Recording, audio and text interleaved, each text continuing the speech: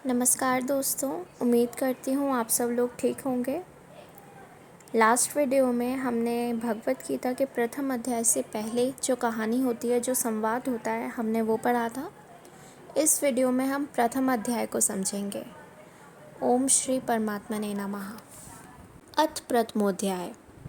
धृतराष्ट्र बोले, हे संजय, धन भूमि कुरुक्षेत्र में इकट्ठी हुई युद्ध की इच्छा वाले मेरे और पांडु के पुत्रों ने क्या किया।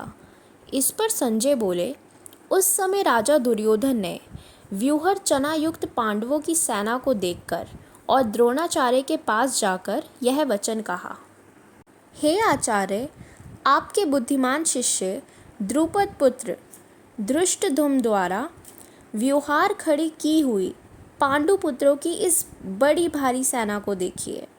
इस सेना में बड़े बड़े धनुषों वाले युद्ध में भीम और अर्जुन के समान बहुत से शूरवीर हैं, जैसे सात्यकी और विराट तथा महारथी राजा द्रुपद और धृष्टकेतु, चेकितान तथा बलवान काशीराज, पुरुजित, कुंती भोज और मनुष्यों में श्रेष्ठ शैव्य और पराक्रमी युधामन्यु तथा बलवान उत्तमौजा, सुभद्रा पुत्र अभिमन्यु और द्रौपदी के पांचों पुत्र, ये सभी महारथी हैं।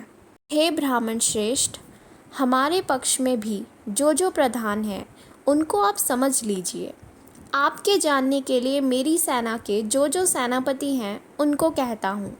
एक तो स्वयं आप और पिता में भीष्म तथा कर्ण और संग्राम विजयी कृपाचार्य तथा वैसे ही अश्वत्थामा, विकर्ण, सोमदत्त का पुत्र भूरिश्रवा तथा और भी बहुत से शूरवीर, अनेक प्रकार के शस्त्र अस्त्रों से युक्त, मेरे लिए जीवन की आशा को त्यागने वाले, सब के सब युद्ध में चतुर हैं। भीष्म पितामह द्वारा रक्षित हमारी वह सेना सब प्रकार से अजेय है और भीम द्वारा रक्षित इन लोगों की यह सेना जीतने में सुगम है। इसलिए सभी मोर्चों पर अपनी अपनी जगह स्थित रहते हुए आप लोग सबके सभी निसंदेह भीष्म पितामह की ही सब ओर से रक्षा करें।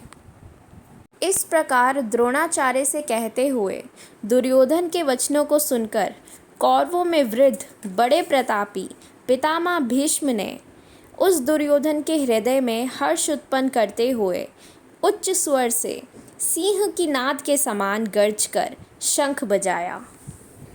इसके उपरांत शंख, नगारे तथा ढोल, मृदंग और नृसिंहा आदि बाजे एक ही साथ बजे।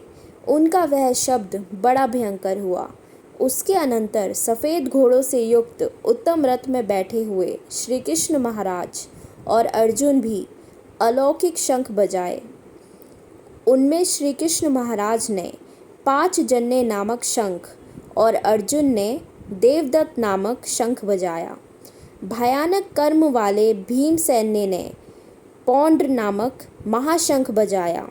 कुंती पुत्र राजा युधिष्ठिर ने अनंत विजय नामक शंख और नकुल तथा सहदेव ने सुघोष और मणिपुष्पक नामक शंख बजाए।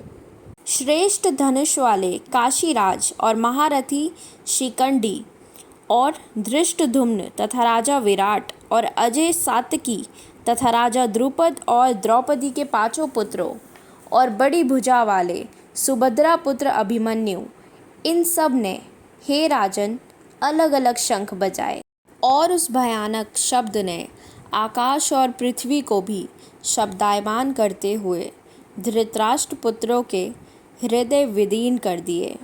हे राजन, उसके उपरांत कपिध्वज अर्जुन ने खड़े हुए धृतराष्ट्र पुत्रों को देखकर उस शस्त्र चलने की तैयारी के समय धनुष उठाकर ऋषिकेश श्री कृष्ण महाराज से यह वचन कहा। हे अच्युत, मेरे रथ को दोनों सेनाओं के बीच में खड़ा करिए, जब तक मैं इन स्थित हुए युद्ध की कामना वालों को अच्छी प्रकार देख लूं कि इस युद्ध रूप व्यापार में मुझे किन किन के साथ युद्ध करना योग्य है। दुर्बुद्धि दुर्योधन का युद्ध में कल्याण चाहने वाले जो ये राजा लोग इस सेना में आए हैं, उन युद्ध करने वालों को मैं देखूंगा। संजय बोले, हे धृतराष्ट्र, अर्जुन द्वारा इस प्रकार कहे हुए महाराज श्री कृष्णचंद्र ने दोनों सेनाओं के बीच में भीष्म और द्रोणाचार्य के सामने और संपूर्ण राजाओं के सामने उत्तम रथ को खड़ा करके ऐसे कहा कि हे पार्थ, इन इकट्ठे हुए कौरवों को देख। उसके उपरांत प्रथापुत्र अर्जुन ने उन दोनों ही सेनाओं में स्थित हुए पिता के भाइयों को, पितामहों को, आचार्यों को, मामाओं को, भाइयों को, पुत्रों को, पोत्रों को तथा मित्रों को, ससुरों को और सुहृदों को भी देखा। इस प्रकार उन खड़े हुए संपूर्ण बंधुओं को देखकर वे अत्यंत करुणा से युक्त हुए। कुंती पुत्र अर्जुन शोक करते हुए यह बोले, हे कृष्ण, इस युद्ध की इच्छा वाले खड़े हुए स्वजन समुदाय को देखकर मेरे अंग शिथिल हुए जाते हैं और मुख भी सूखा जाता है और मेरे शरीर में कंप तथा रोमांच होता है तथा हाथ से गांडीव धनुष गिरता है और त्वचा भी बहुत जलती है तथा मेरा मन भ्रमित सा हो रहा है। इसीलिए मैं खड़ा रहने को भी समर्थ नहीं हूँ। हे केशव, लक्षणों को भी विपरीत ही देखता हूँ तथा युद्ध में अपने कुल को मारकर कल्याण भी नहीं देखता।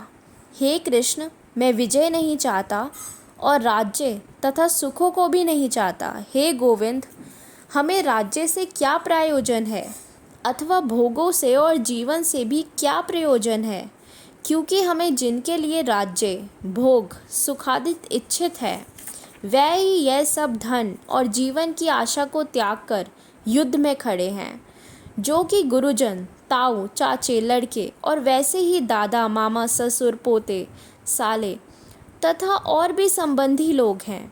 इसीलिए हे मधुसूदन, मुझे मारने पर भी अथवा 3 लोक के राज्य के लिए भी मैं इन सबको मारना नहीं चाहता। फिर पृथ्वी के लिए तो कहना ही क्या है।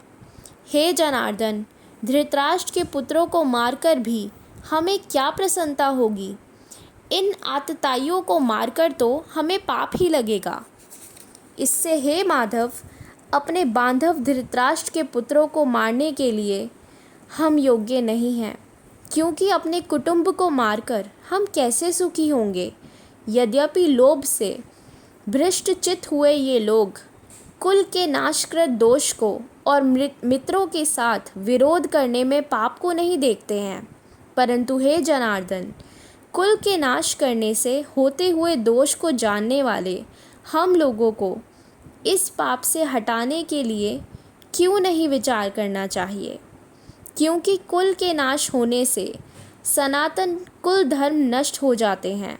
धर्म के नाश होने से संपूर्ण कुल को पाप भी बहुत दबा लगता है तथा हे कृष्ण, पाप के अधिक बढ़ जाने से कुल की स्त्रियां दूषित हो जाती हैं।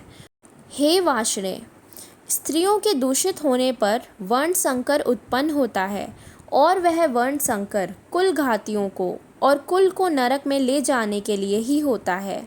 लोप हुई पिंड और जल की क्रिया वाले इनके पितर लोग भी गिर जाते हैं और इन वर्ण संकर कारक दोषों से कुल घातियों के सनातन कुल धर्म और जाति धर्म नष्ट हो जाते हैं। हे जनार्दन, नष्ट हुए कुल धर्म वाले मनुष्यों का अनंत काल तक नरक में वास होता है, ऐसा हमने सुना है। अहो शोक है कि हम लोग बुद्धिमान होकर भी महान पाप करने को तैयार हुए हैं, जो कि राज्य और सुख के लोभ से अपने कुल को मारने के लिए उद्यत होते हैं। यदि मुझ शस्त्र रहित ना सामना करने वाले को शस्त्रधारी धृतराष्ट्र के पुत्र रण में मारे तो वह मरना भी मेरे लिए अति कल्याणकारक होगा। संजय बोले, रणभूमि में शोक से उद्गीन मरने वाले अर्जुन इस प्रकार कहकर बाण सहित धनुष को त्याग कर रथ के पिछले भाग में बैठ गए।